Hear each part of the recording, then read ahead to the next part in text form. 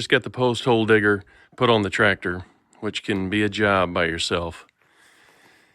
Getting ready to hook up the PTO, and then I find this. Part of me wants to just take a chance on it because I need to get to work. The smarter part of me says just stop and change that before it breaks and you tear out a yoke. Let's put a U-joint in. All right, let's get this grease fitting out of here so we can take this U-joint out and get a measurement on it and see what size we need.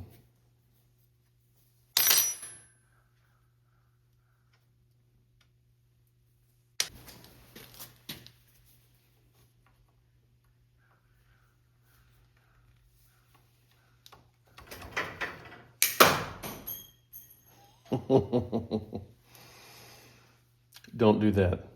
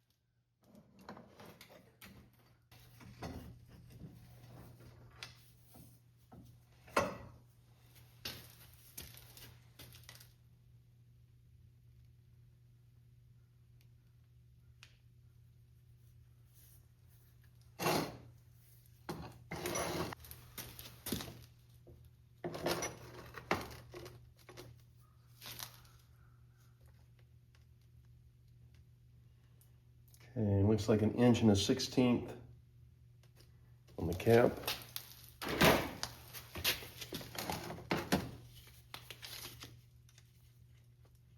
Two and 3/4 long. I'll be back.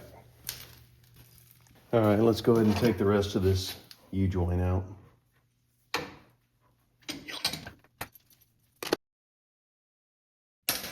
It doesn't want to move.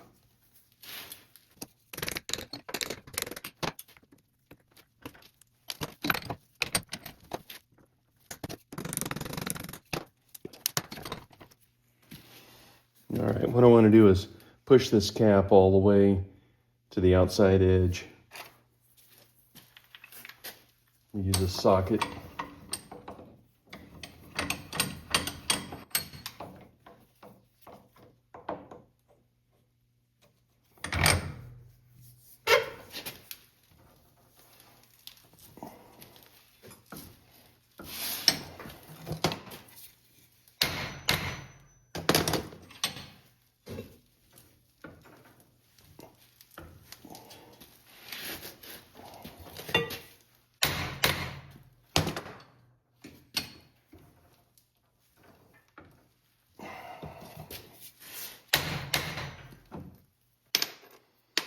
Okay, we got it to this point.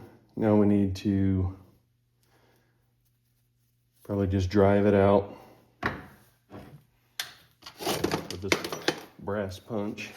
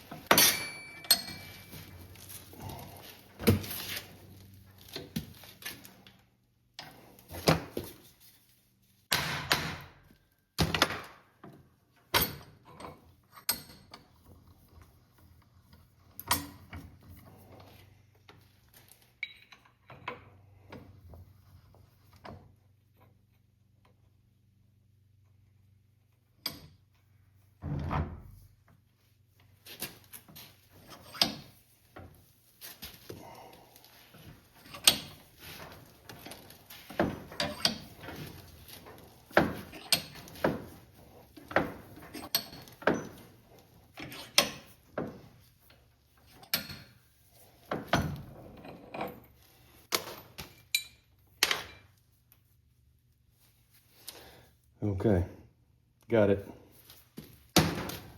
Guys, I did want to mention one thing. When you're hammering on these U-joints and stuff, you want to try to make sure that you don't hit this cap with a hammer. These caps are very hard, and so is a hammer. And a little piece can break off of that and fly off at pretty fast speed. One time I was putting a U-joint in a truck drive shaft, and I accidentally hit the cap with a hammer, and a little piece of that cap came off at Mach 5 or something and went right underneath the skin on my forearm.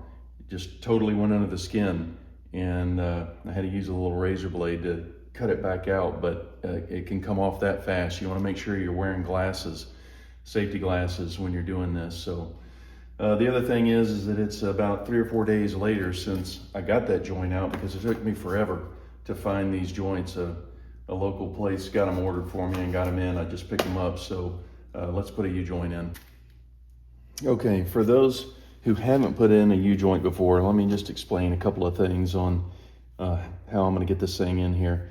Number one, when this is apart, you want to get all this cleaned out, especially the groove where the keeper goes in. You want to get all the debris out of that and just get them cleaned up so that there's no burrs and there's no debris anywhere. But one of the things that you have to make sure does not happen is that when you're putting these U-joints in, you don't want to get one of these needle bearings. You don't want to get one of these needle bearings down in the cap in the bottom, because you're going to have the cap off of it and you may be smacking around on it. You don't want to have one of those fall over and get in there while you're trying to press this together. I certainly don't want to do that on this, because I found out that I really lost a lot of bearings in order to get it out the way that this is made. So I'm going to take this grease fitting out, and what the technique I'm going to do is I'm going to take the caps off of both sides, and I'm going to take one and I'm going to push it in, press it in enough that I can get this body in. And then I'm going to press that cap as far as I can go without falling out. And then I'm going to go from the other side and start pressing that cap in with the body in there and move it over so that I can get engagement of both sides of this.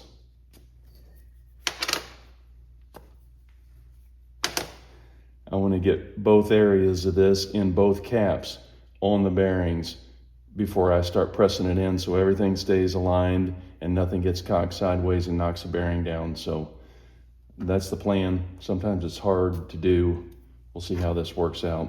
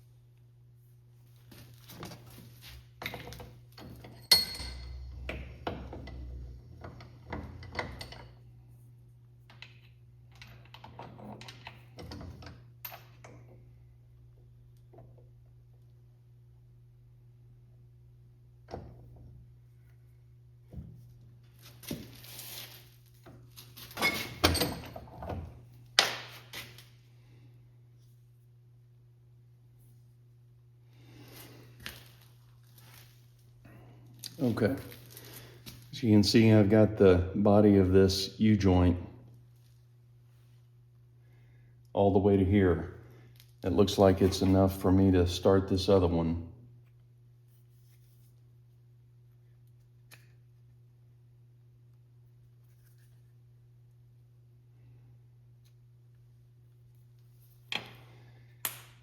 Actually, maybe just a little further.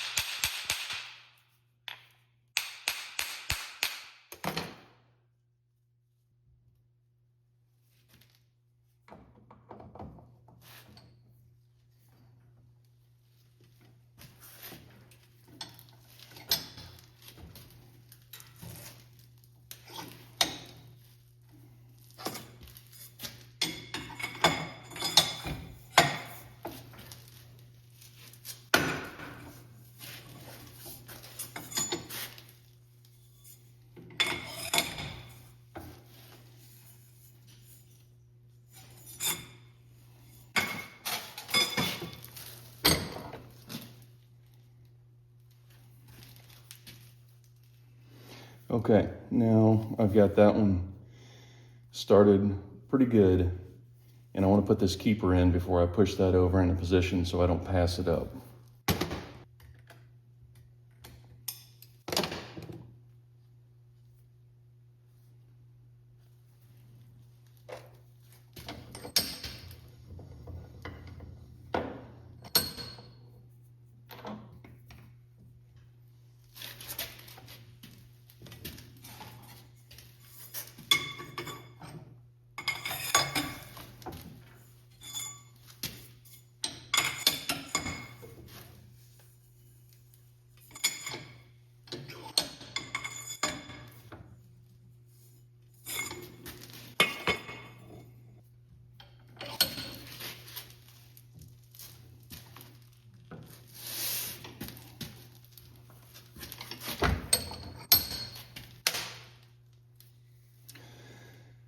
Okay, I've got that bottomed against the keeper, and now I can see my groove. I'll put the other keeper in.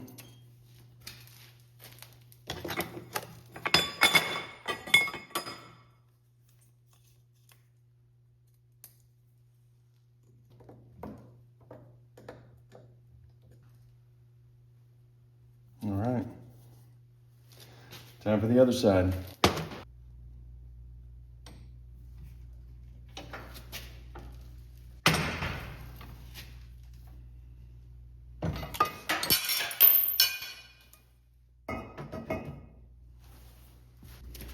All right, what happened there was when I was trying to press that past that point like I did before so that I could have that extended out and get those bearings engaged, it just fell out, which is not normal.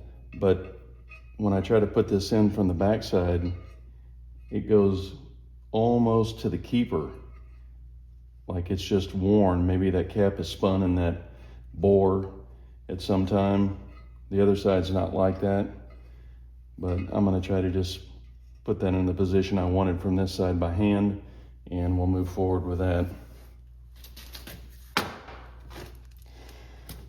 The other thing you want to decide is when you're at this point, here's where the grease fitting goes. It could go on this side or this side.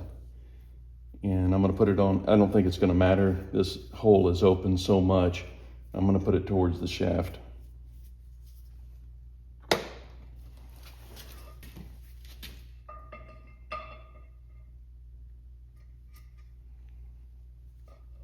Okay.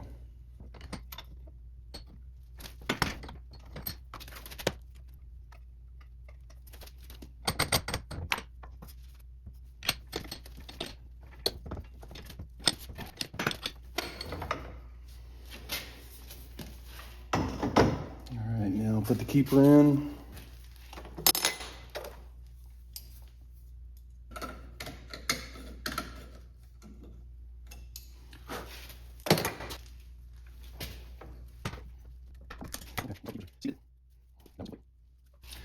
I'm going to put the other side on off camera. It's exactly the same and just as frustrating to do the other side. So I'll go ahead and get that done so we can get it on the digger.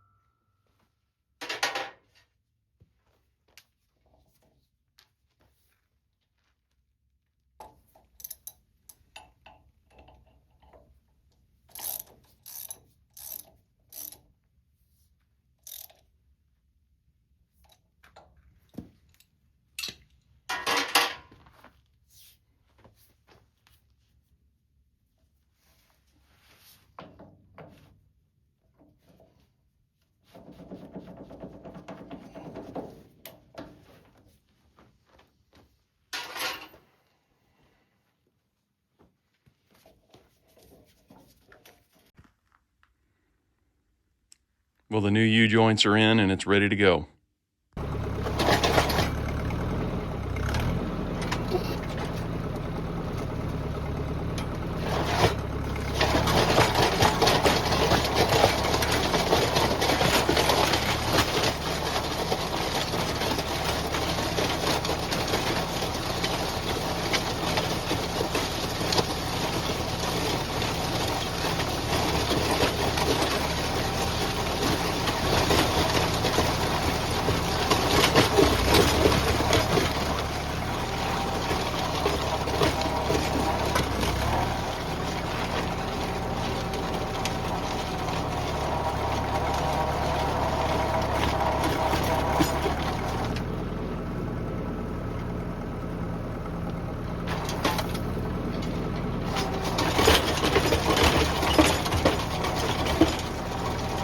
Okay, at this point when I was digging, I was noticing that the deeper I went, it was really pushing the auger over at an angle, and even though I'm on a hillside, it still was pushing the tip downhill, and I really wasn't sure what was going on at that point.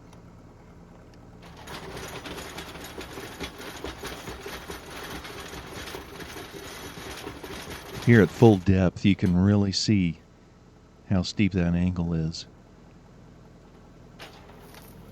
This turned out to be the problem. When the PTO shaft was fully collapsed, here I have it sitting right above that override clutch, it was bottoming out, and that was pushing the tip over. So I trimmed the inner and outer tubes of the PTO shaft to end up giving it full range of motion. And in this picture you can see I'm simulating without the auger on there full depth, and it's got free range of motion, so that ended up solving my problem. Although this 9-inch auger is bent, this shot is showing how true this is actually boring now, so problem solved.